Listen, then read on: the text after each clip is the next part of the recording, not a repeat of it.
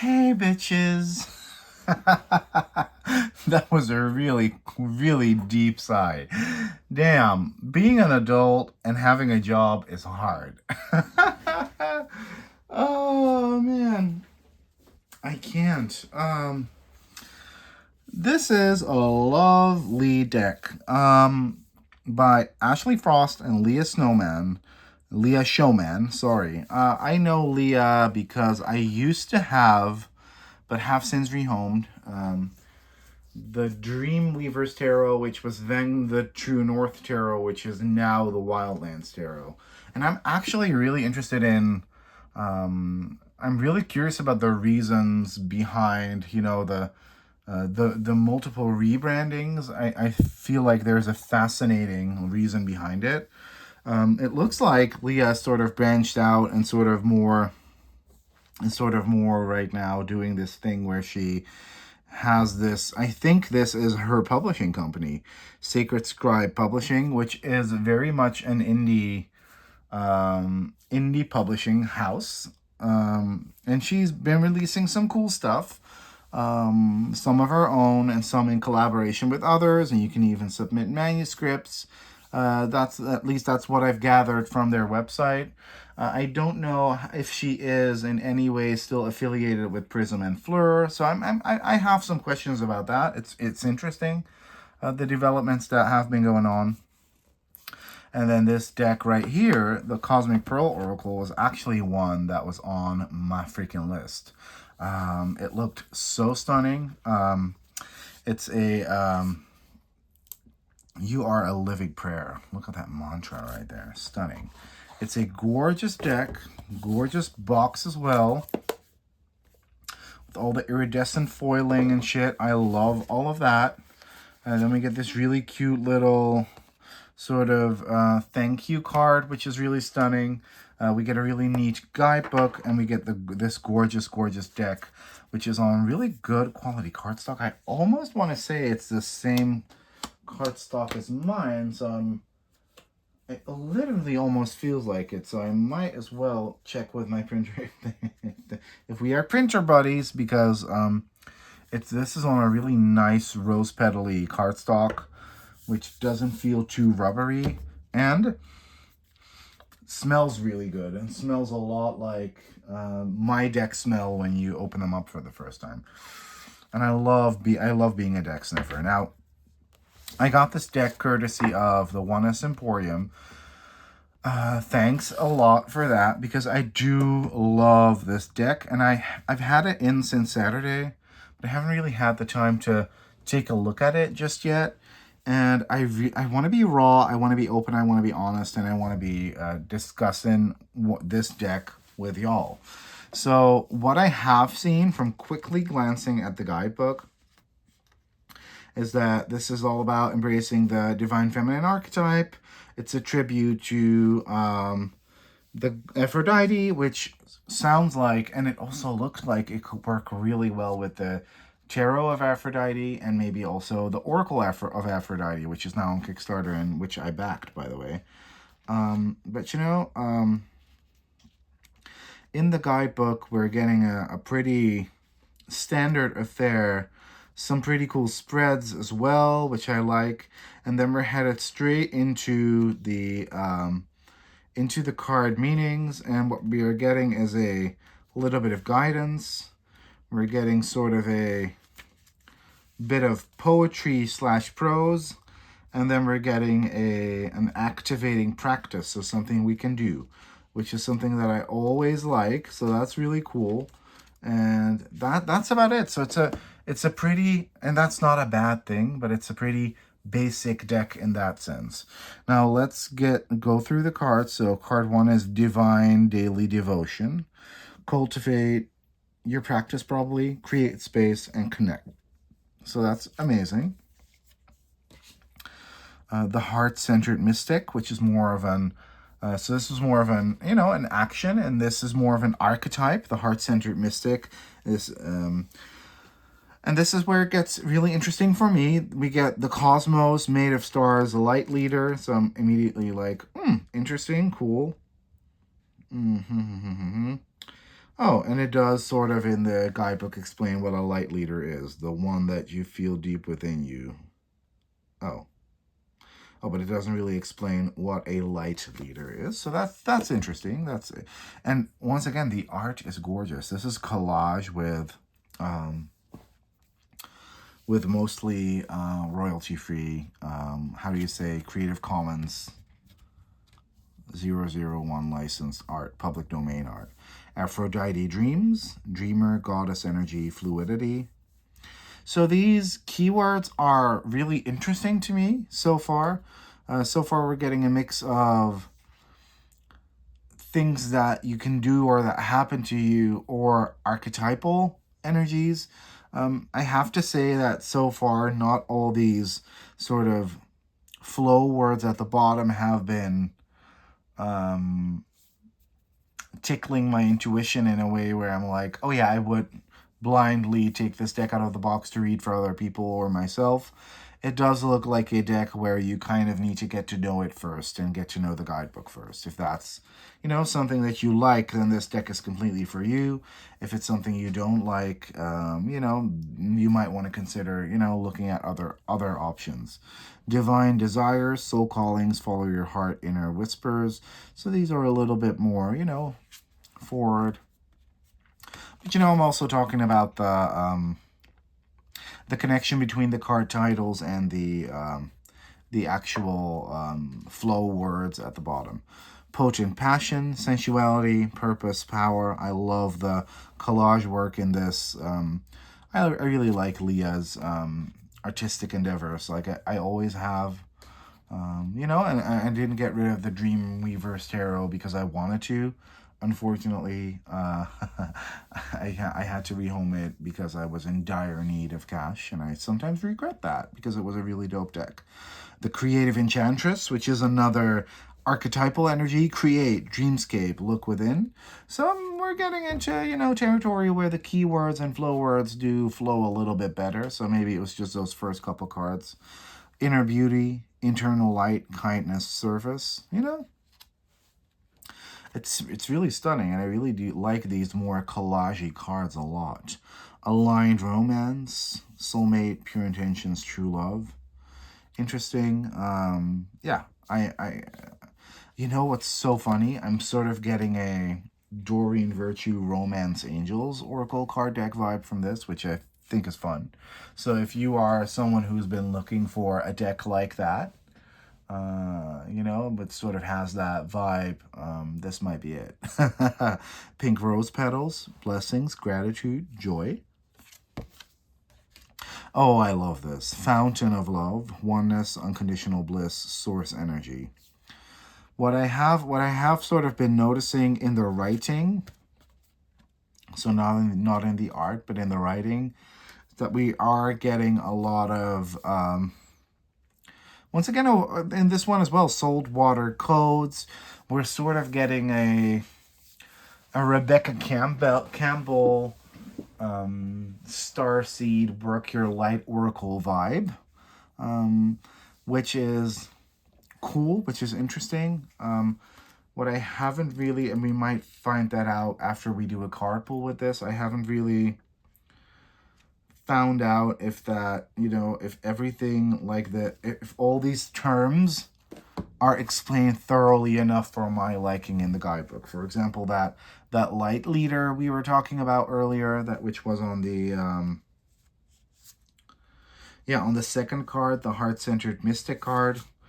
I wasn't really satisfied with the write-up of that, but it looks like this one is a little bit more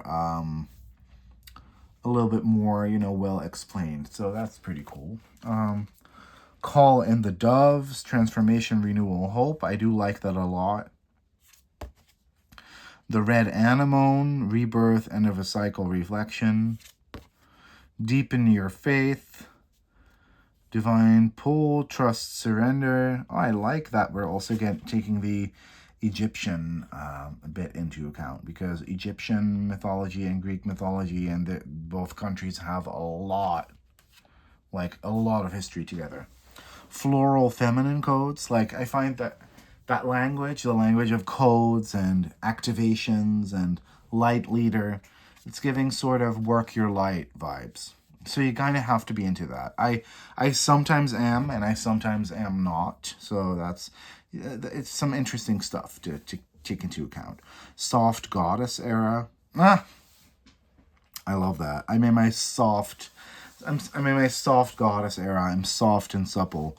Also, I love the way everything is stylized about this set, like the graphic design, the colors that were used. It's just very gorgeous and very stunning. The oceanic mirror, boundless openness, infinite beauty. You know, I kind of have a lot of these. So I do have a lot of Danielle Noel's work, which is kind of reminiscent of. I do have a lot of Rebecca Campbell's work, the Healing Waters Oracle, the Rose Oracle. I have the Starseed Oracle, and that's kind of that vibe. So I'm curious to see where this sits. I have the Oceanic Dreams by Danielle Noel. So I'm kind of interested where this deck sits within that series of decks. It's really cool. Strawberry Fields, Fertility, Inner Spring, Purity. So what I would like to see is, and we're getting that. So props where props are due. The link to the Greek mythology, and we are getting that. In Greek mythology, strawberries are lined with Aphrodite. Okay. That's, it's just a sentence, but it is mentioned. So I do like stuff like that. I'm not one of them intuitive girlies that is all about that life of like, we're unintentionally just scattering random symbolism here and there, and we're scattering random words here and there. No, everything. I like things that are in my decks to be accounted for, and I love that that's happening in the guidebook, so that's good. Salt in your hair, wild heart, uniqueness, untamed. Love that. The fertile heart, receptive, eyes wide open, uncover. Love that as well. The keeper of the pearls, innocence, sincerity, loyalty. Gorgeous. Gorgeous and freaky as well with those extra eyes and stuff. Like this is a cool thing. The Myrtle Portal. Sacred community love. Now this is interesting. What's a myrtle portal? The myrtle tree represents community. In ancient mythology, the myrtle tree is extremely sacred to Aphrodite, and they were planted in her temple garden. So, once again, loving that things are being accounted for. This makes me kind of feel less like this is less of a Rebecca Campbell-esque deck, a little bit. Practice presence. Love that. Goddess of the Sea, Beauty, Elegance, Visions. Interesting. Venusian Rising. Yeah. Once again, if we're being, this is me being raw, real, honest. Those card titles are not really, those card titles are kind of why I'm kind of done with buying Rebecca Campbell decks. But I have to say that in the guidebook, we're getting more grounded explanations so far. So I do like that a lot. That this is what sets this deck apart to me from a, Work Your Light Oracle, for example. Crystalline Blessings, interesting. That's really cool. The Transcendent Alchemist, Charmer, Clairvoyant, Fierce Mystic. I also like that we're getting a mix of things, energies, actions, and archetypes. Swan Medicine, Adaptability, Confidence, Focus. Love that. Vanilla Infused Memories, which is another card title that makes me kind of meh, enjoyment, relaxation, ease. But once again, those keywords bring in the groundedness. I loved this. Divine Destiny. It's written in the stars. Fate. Claim it. Love this art. The art in this is so gorgeous and so good. Aphrodite Activation. Ignite. Heart Opening. Goddess Guidance. Stunning. Crystal Clear Channel. A bridge. Portals are opening. Confirmation. Ground the Inner Garden. Retreat to Nature. Mother Earth. Fairy Codes. Yeah, once again, all the codes language is that's not for me. It's just not for me. But to each their own. As long as there's a, You know, and I kind of want to check that. Let's look back at this. So, card 35, ground the inner garden. As long as there is a reasonable explanation in the guidebook for, this terminology, like, and this sounds kind of childish maybe, but, honestly, like language is very personal, and sometimes, you like certain language being used and sometimes you don't. This comes as a message to ground your energies. The fairies are surrounding you and reminding you that you are a fairy just like them. You need to be outside in nature, spending time with Mother Earth. Meditate, read a book, go for a walk, or run outside. Lay on the earth and receive the Divine Mother's codes and healing. Yeah, okay. Now is the time to be alone and do some forest bathing in silence. The fairies are calling you to come outdoors, dance, play, or hike or bike.